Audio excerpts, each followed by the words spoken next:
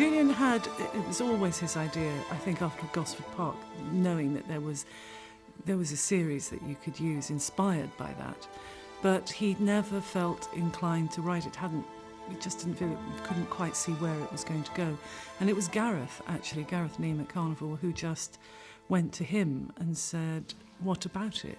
I do like dramas that are about workplaces and about hierarchy, and I think that audiences enjoy immersing themselves in a world and understanding how everyone interrelates. Hopefully the audience will enjoy all of the trappings that are associated with any period drama, but they might also think it's a contemporary piece. What should we call each other? Well, we could always start with Mrs. Crawley and Lady Grantham. You can't do very much as an actress unless you have the proper words to say, especially something like this, which... Well, we have tried. We have tried. In the past. We've tried quite often in the past. But it made much easier when you have proper things to say. I mean, what I think is so brilliant is that this is not an adaptation of anything. I think to adapt something, to have these wonderful ideas, you know... Original, yes, is stunning. Yes, and to follow these people's journeys through. And he's equally as at home with all the layers of stratas of society and gives them all such rich lives and storyline. I'm sorry, Your Lordship. Mr. Bates, you may go now.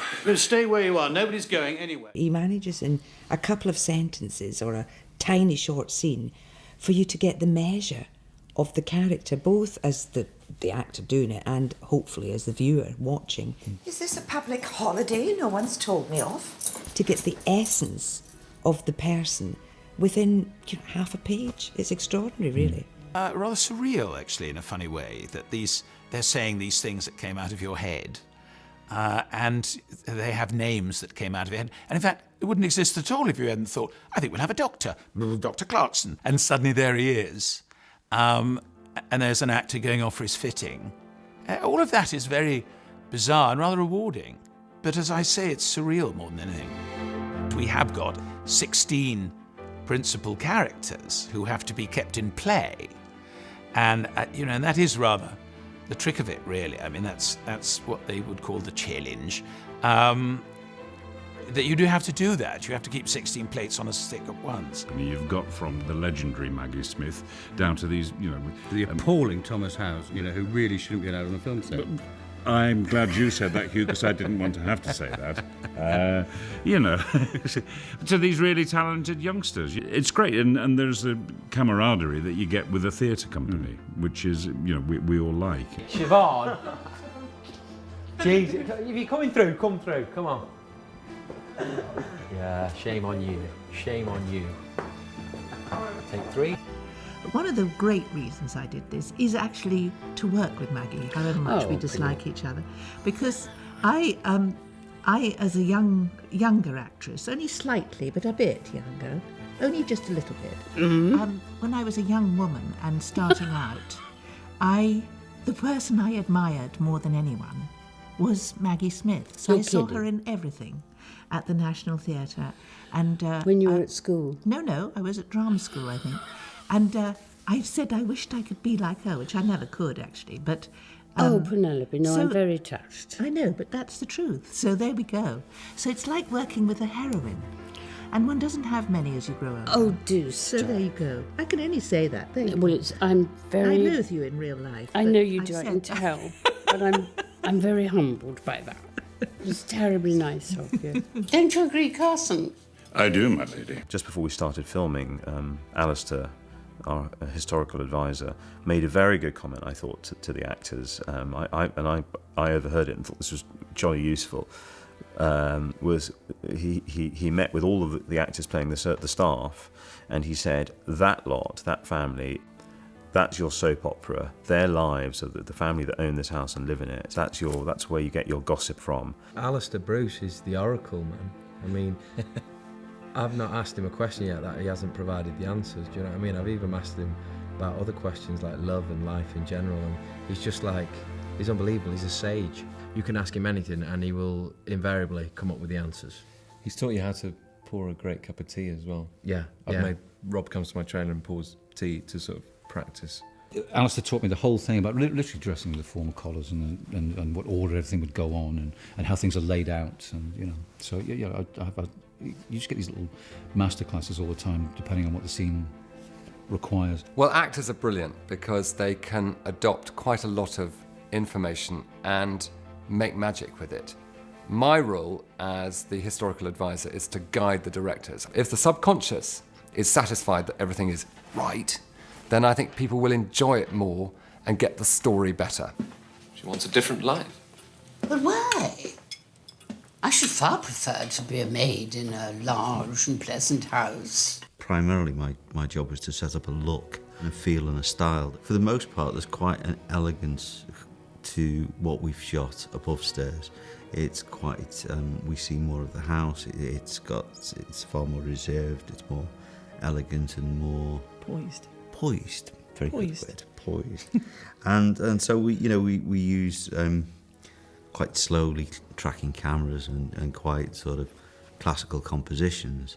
And then below stairs, there's a lot more energy. There's a lot more handheld cameras. There's a lot more cameras that are sort of moving around along corridors and moments which are grabbed and almost just capturing glimpses of things and keeping up that energy. So we've got sort of two sort of very quite contrasting worlds that that collide at times. Daisy, did you hear me call, or have you gone selectively deaf? No, Mrs. Patmore. Then might I remind you we are preparing dinner for your future employer, and if it goes wrong, I'll be telling them why. I mean, to build this as a set, well, A, you couldn't, and B, if you did, you'd have used up all your budget on one room. So you get all that, but what you don't get, of course, anymore is the attics or the kitchens, because they have been changed beyond recognition, and so you're always going to end up building those. And they were built at Ealing, and so we had this routine of kind of a week at Ealing and a week here, which actually I think worked pretty well. Anna's made me an armband, Mr. Carson. My mother. Can I wear it? We're sort of on our best behaviour here, aren't we? Can't really make a mess. So I mean, we trash Ealing when we go there. Yeah. But the sets are fantastic in Ealing. They really are cavernous and labyrinthine. They're fantastic. Yeah, so you really get the atmosphere of the downstairs.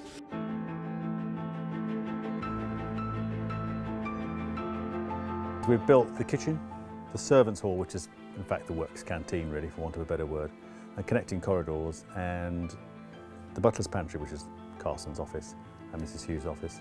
Quite a mishmash of what is their working life. Pride and joy is probably the stove, which is actually made of timber, so not metal as it looks. I suppose the next big hub of activity is the servants' hall. And they're off. The key to this whole room is the bells, because once they're having their food, they don't stop work. They can be called, and all of these actually work. We've got a little thing of pulleys around the back, screws, a bit of timber, a bit of string. There we are.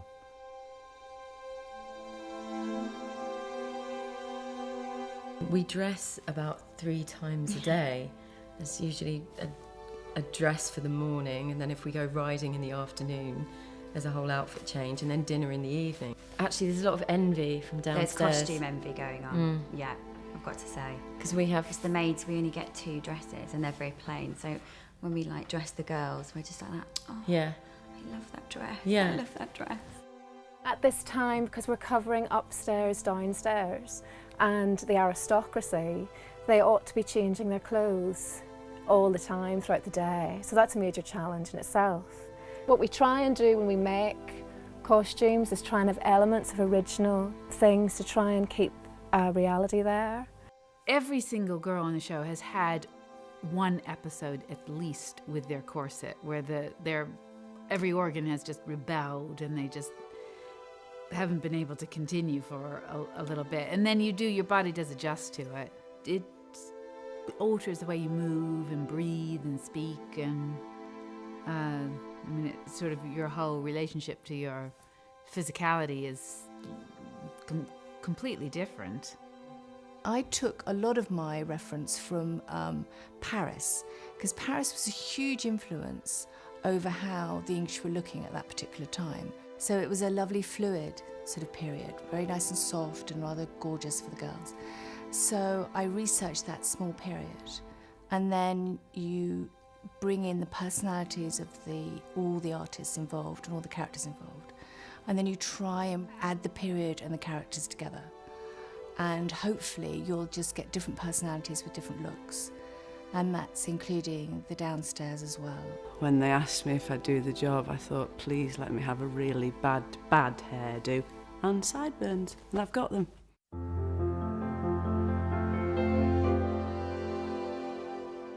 And all this stuff that I do is so physical, and I just don't understand how anyone did it.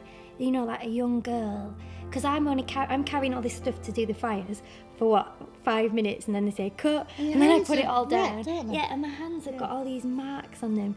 Everything's so heavy. Have you picked the pans up? Yeah, and like the thing that you pour the water out of, it's just... Everything is 14 times heavier than anything you've ever lifted, and that's without anything in it. Yeah, Mind you, they're very good, aren't they? Because they put things in and have it smoking and looks like proper food. Most of the cast are really good fun and like a bit of a giggle, so that's great. And when we're all together as a big gang, I'm sure we're driving the crew mad because we don't shut up when they need us to a lot of the time. But I like that, especially with the staff downstairs. Obviously, I have more to do with them en masse than I do upstairs, but we have really good crack together, a lot of us. So, and hopefully that'll come across to show that we are a family unit, really, like families are, and people who work together all the time. Some days are really long. You know, if you're filming a dining scene, which is a couple of pages long, and you've got a lot of people there, it does take almost all day, sort of 10, 12 hours to film, but everyone now is at the point where we all know one another and we're so much more relaxed. And because of that, you know, it keeps energy up, and it's just been the most amazing experience, really.